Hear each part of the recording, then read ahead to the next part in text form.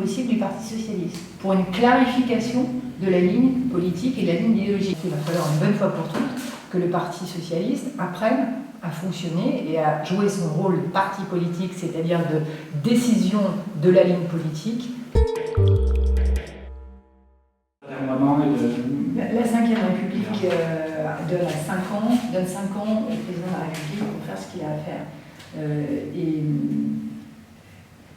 Et le calendrier de François Hollande, c'est le seul d'ailleurs qui a ce calendrier-là, il est de 5 ans. Et puis naturellement de Jean-Marc Ayrault.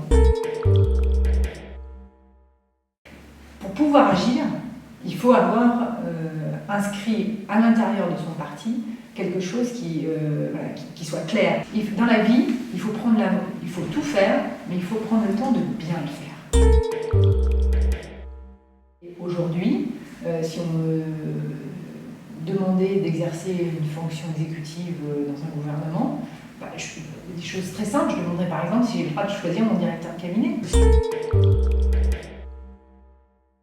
J'ai reçu hier la délibération qui va être soumise vendredi 20 juin, qui est une délibération illégale, puisqu'il propose une délibération demandant le renvoi d'un an pour la mairie de Gap de l'application des rythmes scolaires de l'éducation nationale.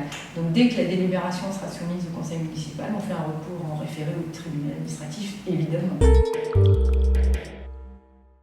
Je suis toujours opposée à la suppression des conseils généraux. Ce qui compte, c'est qui prend les décisions où. Et dans l'hypothèse où les compétences seraient énormément déplacées sur le niveau régional, un département comme les Hautes-Alpes, rural, montagnard, avec évidemment une densité de population faible, pourrait vraiment, mais littéralement, disparaître des radars.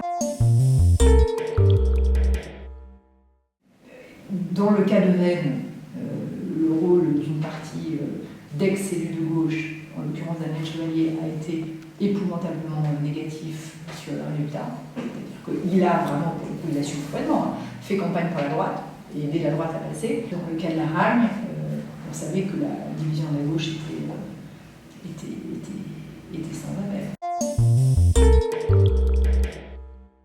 J'ai droit à un mandat local en plus d'un mandat national, mais en revanche, j'applique à l'avance la loi, puisque quoi qu'il arrive, je n'aurai jamais un mandat exécutif en même temps qu'un mandat national d'ici 2017.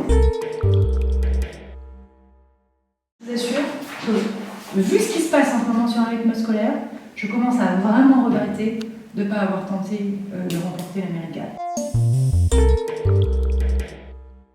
Qui relaie la lumière, donc tout ce qui est mis en valeur de la vallée du Buëch, au travers notamment de ce projet culturel qui est la Maison de la Lumière, où le dossier technique a été remis au préfet cette semaine. Je veux absolument obtenir aussi l'évolution du dossier des villages étoilés. Il faut qu'on soit les premiers en France. Le discours complètement surréaliste d'il y a 10 ans, où le loup c'est gentil et ça fait bien dans les Alpes pour les touristes, a totalement disparu à Paris.